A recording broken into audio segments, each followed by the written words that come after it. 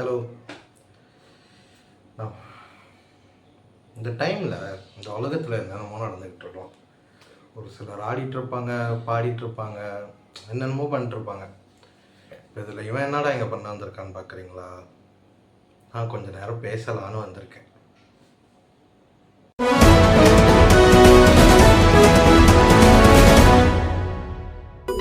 எல்லாருக்குமே ஏதோ ஒன்று ஆகணும்னு ஆசை இருக்குது. ஒரு சிலருக்கு பைலட் ஆகணும், டாக்டர் ஆகணும், இன்ஜினியர் ஆகணும், போலீஸ் ஆகணும், இந்த மாதிரி ஏதோ ஒரு ஆசை இருக்குது. பட் என் பிரச்சனை என்னன்னா, எனக்கு ஆரம்பத்துலேருந்தே நான் என்ன ஆக போகிறேன்னு தெரியவே இல்லை.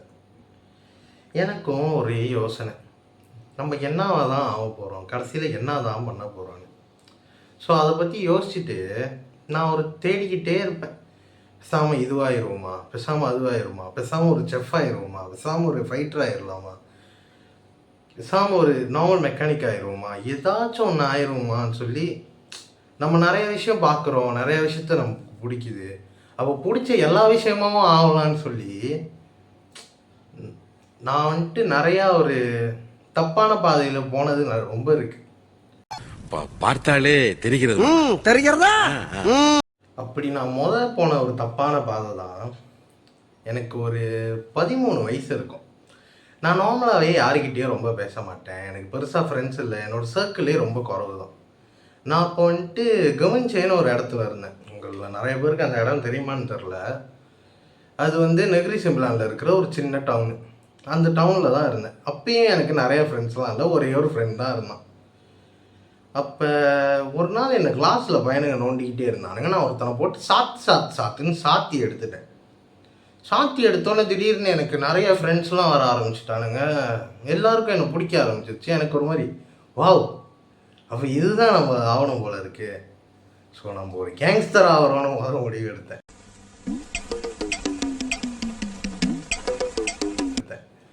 இப்போ சொல்கிறப்ப சிறப்பாக இருக்குது. பட் அந்த டைமில் நான் அதை ரொம்ப சீரியஸாக எடுத்துக்கிட்டேன். படிக்கிற டைமில் தேவையில்லாத வேலை பண்ணிக்கிட்டு, வரவங்க போகிறவங்கிட்டலாம் சண்டை போட்டுக்கிட்டு, நிறைய குரங்கு சேட்டை பண்ணிகிட்டு இருந்தேன். இப்போ அதெல்லாம் நினைக்கிறப்ப எவ்வளோ ஒரு கேவலமாக இருந்திருக்கோன்னு சொல்லி சிறப்பாக தான் இருக்குது. இந்த மாதிரி நிறைய ஜோக்கர் வேலை நான் பண்ணிகிட்டு இருந்தேன். அதுக்கப்புறம் எனக்கு ஒரு 5 வயசு இருக்கும். இல்லை 14 வயசு. நான் 12, 13 இந்த 2 வருஷம் வந்துட்டு கமிச்சியில் இருந்தேன். அதுக்கப்புறம் எங்கள் அப்பாவுக்கு வந்துட்டு பூச்சோங்கில் வேலை கிடச்சி நாங்கள் ஃபுல்லாக பூச்சோங்குக்கு ஷிஃப்ட் ஆகிட்டோம். என்னை அங்கேருந்து இங்கே கூப்பிட்டு வந்துட்டாங்க. அதுக்கப்புறம் எனக்கு என்ன பண்ண போகிறேன்னே தெரில. சரி, நம்ம என்ன பண்ணோன்னு இருக்கோமோ அதையே பண்ணுவோன்னு சொல்லிட்டு இங்கே ஒரு ஸ்கூலில் பூந்தேன். முதல் நாளே என்ன ஒரு 50 பேர் சுற்றி என்கிட்ட பிரச்சனை பண்ண ஆரம்பிச்சிட்டானுங்க. என்னது என்ன டீசெண்டா முடிச்சுக்கிறோங்க, கையை முறுக்குற நீ. நம்ம ஒன்றும் ப்ரூஸ்லி இல்லை பாருங்களேன், 50 பேர் கூட சண்டை போடுறதுக்கு. ப்ரூஸ்லியாக கூட 50 பேர் கூட சண்டை போட முடியுமான்னு கேட்டால் டவுட்டு தான். அப்போ என்னால் என்னடா இது இப்படி ஆயிடுச்சே, அப்போ தான் எனக்கு ரியாலிட்டி புரிய ஆரம்பிச்சிச்சு. சரி, நமக்கு படிப்பும் உருப்படியாக வரல, இப்போ இதுவும் வீணாக போயிடுச்சு, நம்ம இதுக்காங்கிட்டு ஏதாச்சும் வேலை தேடி பழகி அப்படியே செய்ய ஆரம்பிச்சிருவோன்னு சொல்லி முடிவு பண்ணேன். நான் என் வீட்டில் நான் இந்த மாதிரி வேலை செய்ய போகிறேன்னு சொன்னேன். என் வீட்டில் என்ன அடிக்காத குறை தான், அதெல்லாம் முடியாதுன்ட்டாங்க. பட் எனக்கு படிப்பும் வரல. ஸோ என்ன பண்ணுறதுன்னு தெரில. ஸோ நான் நடந்து போய் இந்த பூச்சவங்களை ஒவ்வொரு கடையாக வேலை தேடி அலைஞ்சிட்டு இருந்தேன். ஒரு கார் மெக்கானிக் ஷாப்பா, மோட்ரு செய்கிற கடையா, நிறையா கடை, கணக்கு வழக்கே இல்லை. இந்த பூச்சவங்களை எல்லா இடத்துக்குமே நான் நடந்து போய் வேலை தேடி இருக்கேன். பட் அந்த டைமில் அந்த வயசில் எனக்கு யாருமே வேலை கொடுக்கல.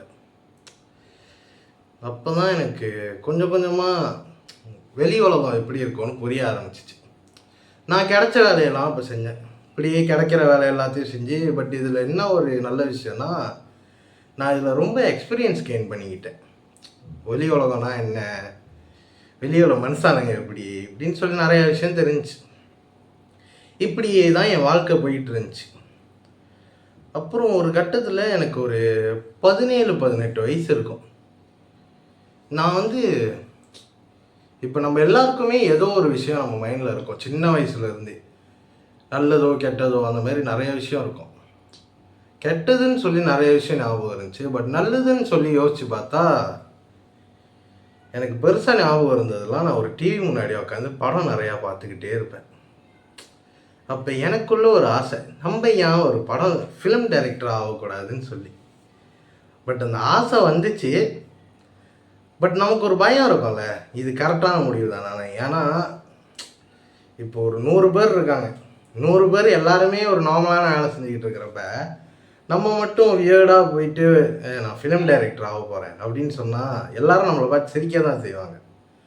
நான் அப்போ என் ஃப்ரெண்டு ஒருத்தங்கிட்ட சும்மா லைட்டாக சொல்லுவேன், இந்த மாதிரி பேசாமல் ஒரு ஃபிலிம் டைரக்டர் ஆகிடலான் இருக்கேன்டான்னு. அப்போ அவன் வேற என்கிட்ட இருக்கிறத விட்டு பறக்கிறது ஆசைப்படக்கூடாது அப்படின்னு சொல்லி கொடுவான். எனக்கு அந்த மாதிரி அவன் சொன்னதும் இருந்த கான்ஃபிடென்ட்லாம் ஃபுல்லாக ட்ரெயின் ஆயிடுச்சு. சரின்னு சொல்லிட்டு, ஆனால் இந்த ஆசை இருந்துக்கிட்டே தான் இருந்துச்சு. நான் எப்போவுமே ரொம்ப படம் பார்ப்பேன். இப்படி நானும் வேறு வேலைலாம் பார்த்துக்கிட்டு இதுக்கு நடுவில் எனக்கும் நிறைய பிரச்சனைலாம் இருந்துச்சு. ஃபைனான்ஷியல் இஷ்யூ இருந்துச்சு, லவ் பிரச்சனை இருந்துச்சு. இந்த மாதிரி நிறைய விஷயத்தில் நான் டிஸ்ட்ராக்ட் ஆகி போய் தான் அப்படியே போயிட்டு இருந்தேன். அப்போ நானும் வந்துட்டு சரி நம்ம எப்படியாச்சும் கற்றுக்க ட்ரை பண்ணுவோம்னு சொல்லிட்டு நான் எனக்கு பிடிச்ச எல்லா விஷயத்தையுமே கற்றுக்கிறதுக்கு ட்ரை பண்ணேன். அப்போ இதையும் ட்ரை பண்ணேன் அப்படின்னு சொல்லி பட் என்ன பிரச்சனைனா, எனக்கு படம் நிறையா பார்ப்பேன், அதை பற்றி நாலேஜ் இருக்குது. பட் அது என்ன பண்ணணும் ஏது பண்ணணும் எந்த ஒரு ஐடியாவுமே இல்லை. சரி இதை பண்ணுறவங்க கிட்ட கேட்டு நம்ம தெரிஞ்சுப்போம் அப்படின்னு சொல்லி ஒரு ஆளுகிட்டையா கேட்க ஆரம்பித்தேன். இந்த மாதிரி எனக்கு இன்ட்ரெஸ்ட் இருக்குது, உங்கள் க்ரூவில் என்ன சேர்த்துக்கோங்க அப்படின்னு. ஆனால் இதில் பெரிய ஜோக்கர்னால நான் அவனுங்கிட்ட போயிட்டு வாய்ப்பு கேட்குறேன், இந்த மாதிரி எனக்கு இன்ட்ரெஸ்ட் இருக்குது, எனக்கும் சொல்லிக் கொடுங்கன்னு. அவனுக்கு எந்த அளவுக்கு ஒரு முட்டாளாக இருந்திருந்தா, முட்டாள்தனமா இல்லை இவனை சேர்த்துக்க கூடாதுன்னு சொல்லி கேட்டாங்களான்னு தெரில. நீங்கள் இதுக்கு முன்னாடி செஞ்ச ப்ராஜெக்ட் ஏதாச்சும் இருக்கா, இருந்தால் காட்டுங்க அப்படின்னு சொல்லுவாங்க மோஸ்ட்லி. அது செய்யறதுக்கு வக்கு இருந்துச்சுன்னா நான் ஏன்டா முன்னாடி வந்து உட்காந்துருக்கேன்னு தான் எனக்கு மோஸ்ட் ஆஃப் த டைம் தோணியிருக்கு. சாவுல புளிய மக்களுக்கும் சாவுல செத்த பையில தூக்கு போட்டு சாவு இல்ல சொல்றேன் கேளு. இந்த பனைமரத்துல வச்சு அப்படியே ராவு செத்த பையில. அப்புறம் என்ன பண்றதுன்னே தெரில. இப்படியே போய் எனக்கு ஒரு 19 வயசாயிருச்சு. அப்போ நான் ஒரு நாள் என் அண்ணனோட கூட்டாளிங்க எல்லாரும் கூடயும் லேப்பா பண்ணிட்டு இருந்தேன். சனிக்கிழமை வந்துட்டு இந்த மாதிரி படம் பண்ணோம், டைரக்டர் ஆகணும், கொரியோகிராஃப் பண்ணோம், ரைட்டர் ஆகணும், இந்த மாதிரின்னு சொல்லி நிறைய ஆசை உள்ள நிறைய பேர் இருந்தாங்க. இப்போ ஒரு நாள் இவங்கெல்லாம் கூட்டமாக சேர்ந்து என்னமோ குசுன்னு பேசிகிட்டு இருந்தாங்க. நான் தனியாக உட்காந்து ஃபோன் வச்சுட்டு இருந்தேன். அப்போ திடீர்னு என்னை கூப்பிட்டாங்க, நானும் போனேன். நாங்கள் இந்த மாதிரி ஒரு இண்டிபெண்ட் ஃபிலிம் எடுக்கலான் இருக்கோம், அதில் ஒரு ரோல் இருக்குது, நீ நடிக்கிறியாடான்னு கேட்டாங்க. எனக்கா ஒரே சந்தோஷம். ஏன்னா நமக்கு அந்த விஷயந்தான் பண்ணணும்னு ஆசை, நம்ம ட்ரை பண்ணிருக்கோம். பட் எங்கேயுமே கிடைக்காதப்ப ஒருத்தங்க கூப்பிட்டு நம்மக்கிட்ட நீ இதை பண்ணுறியான்னு கேட்குறப்ப அந்த சந்தோஷம் இருக்க உண்மையாகவே வேறு லெவல் சந்தோஷம். நானும் வந்துட்டு எனக்கு டைரக்டிங் தானே ஆசை, பட் பண்ணுறேன், நான் உங்களுக்காக பண்ணுறேன்னு பெருசாக சீன்லாம் போட்டு அவரை ஒத்துக்கிட்டேன். ஒரு நல்ல அந்த கதையும் வந்துட்டு ஒரு நல்ல கதை எனக்கு கொடுத்த ரோல் ஒரு ஜோக்கான ரோல், நல்ல ஒரு லீட் ரோல் தான் கொடுத்தாங்க. எனக்கு ஒரே ஹாப்பி. ஃபைனலி நானும் ஒரு ஆர்டிஸ்ட் ஆகிட்டேன் அப்படின்னு சொல்லி. சரி என்ன அடுத்து இவங்களும் கதையெல்லாம் பேசினாங்க, என்கிட்ட கதையெல்லாம் சொன்னாங்க, எனக்கும் ரொம்ப பிடிச்சி போச்சு.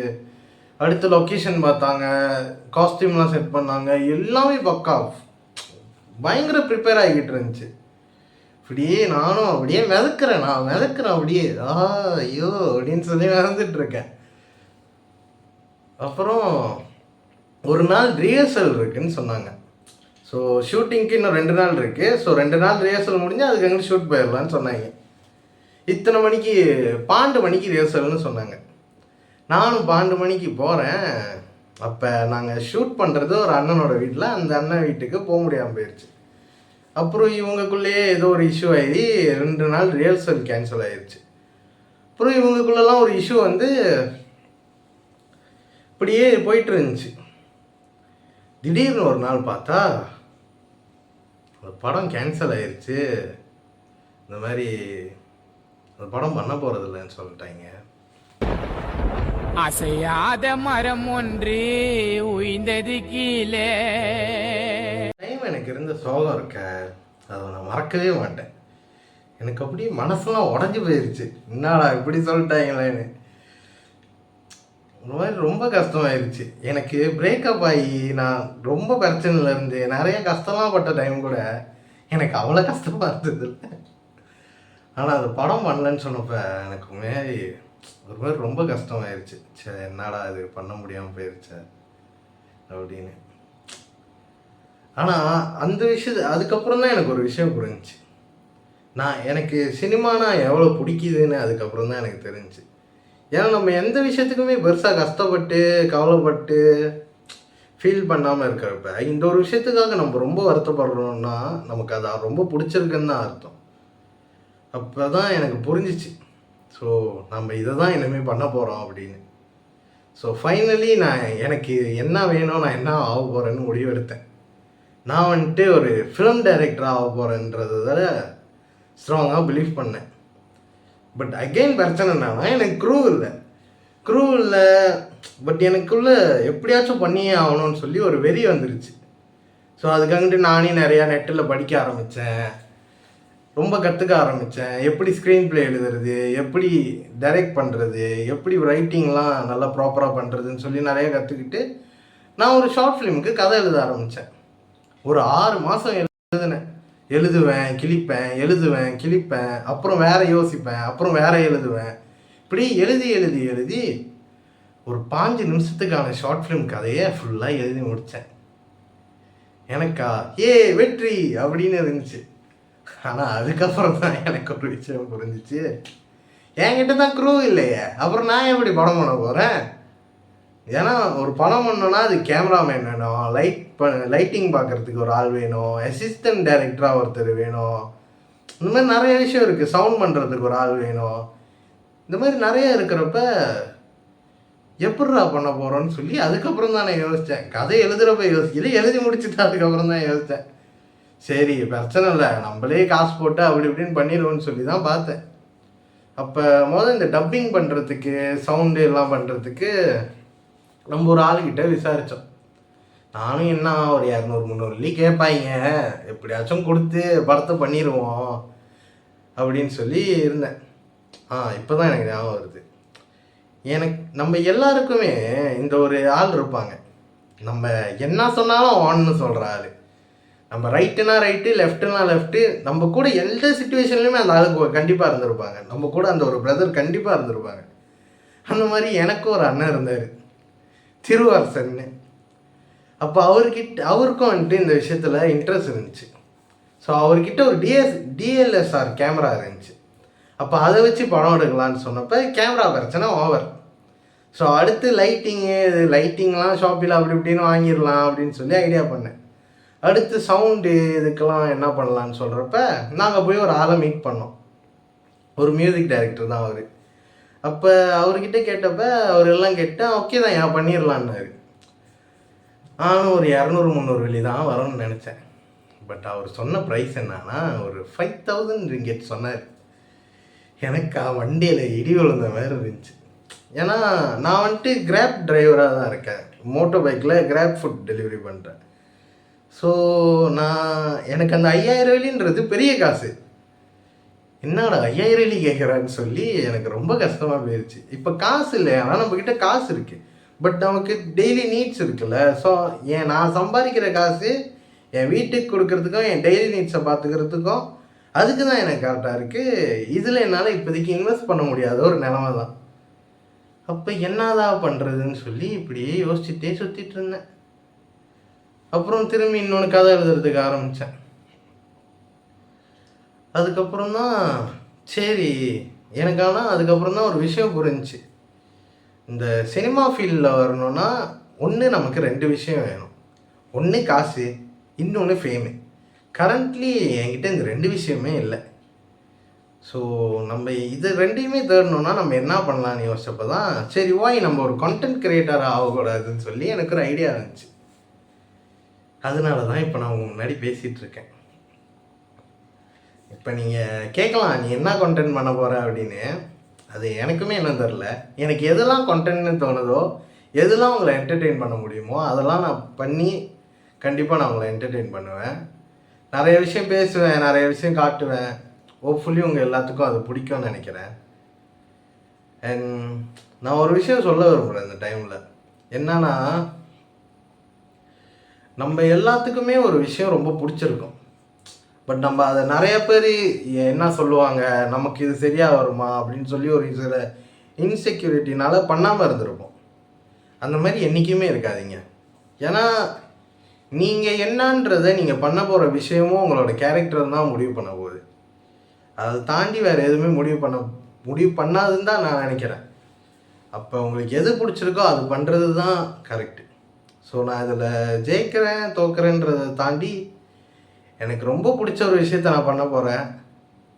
அதில் ஜெயிக்கிறோமோ தோக்குறோமோ, ஜெயித்தா சந்தோஷம், தோத்தாலும் நான் எனக்கு பிடிச்ச ஒரு விஷயத்த ட்ரை பண்ணி தோத்துட்டேன்னு சொல்லி சந்தோஷமாக தோக்குறதுக்கு நான் ரெடியாக தான் இருக்கேன். ஸோ கம்மிங் ஃப்ரைடே நான் என்னோடய ஃபர்ஸ்ட் வீடியோவில் உங்களை பார்க்குறேன். நான் உங்களுக்கு welcome to Da chamada, chamada na cena. Matada, chamada, chamada, chamada na cena. Matada, chamada, chamada na cena. ஒரு விஷயம் சொல்ல மறந்துட்டேன். மறக்காமல் சேனலை சப்ஸ்கிரைப் பண்ணிட்டு அந்த பெல் ஐக்கானை கொஞ்சம் கிளிக் பண்ணிடுங்க. ஃப்ரைடே உங்களை பார்க்குறேன். பாய், பீஸ் அவுட்.